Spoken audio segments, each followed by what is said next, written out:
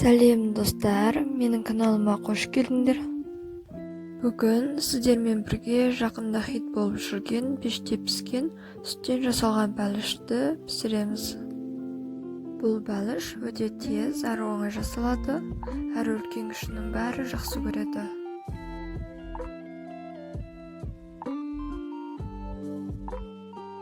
Видеоны көрмес бұрын каналға жазылып, қоңыраушаны баса кетіңіздер. Сіздердің қолдауларыңыз біз үшін өте маңызды.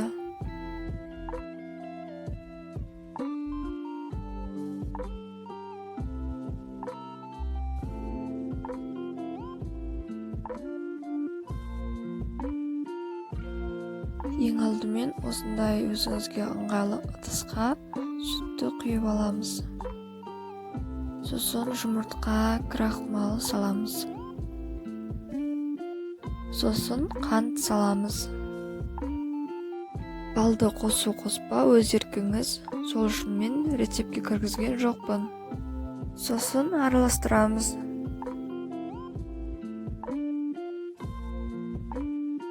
Жақсылап араластырып болған соң, осындай сүзгіден өткізіп, қазанға құямыз. Азотпен асықпай араластырып отырып пісіреміз.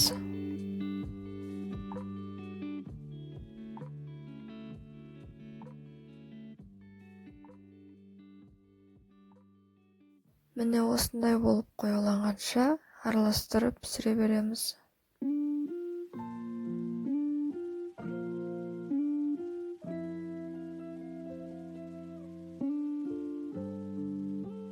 Енді оны ыдысымызға құйып аламыз.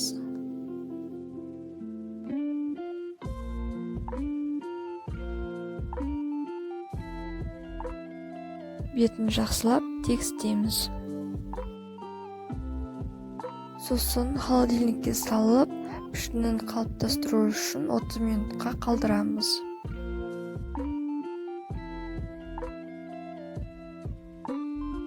Минут өтті. Бәлішіміз осындай қалыпта болды. Оны 8 бөлікке бөліп, пешке пісіреміз.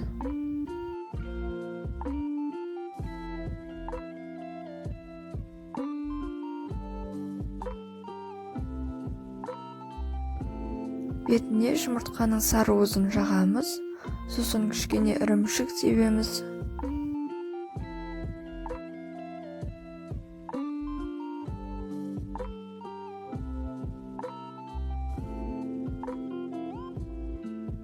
Пешті алдын ала жылытып алып, 175 градуста 15 минут пісіреміз.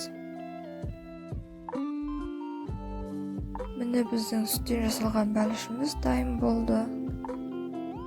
Дәмі сондай күшті, сіздерге де ұнайтынына сенімдімін. Видео ұнаса, лайк басып, комментария қалдырыңыз. Каналға жазылып, қоңыраушаны баса кетуді ұмытпаңыз.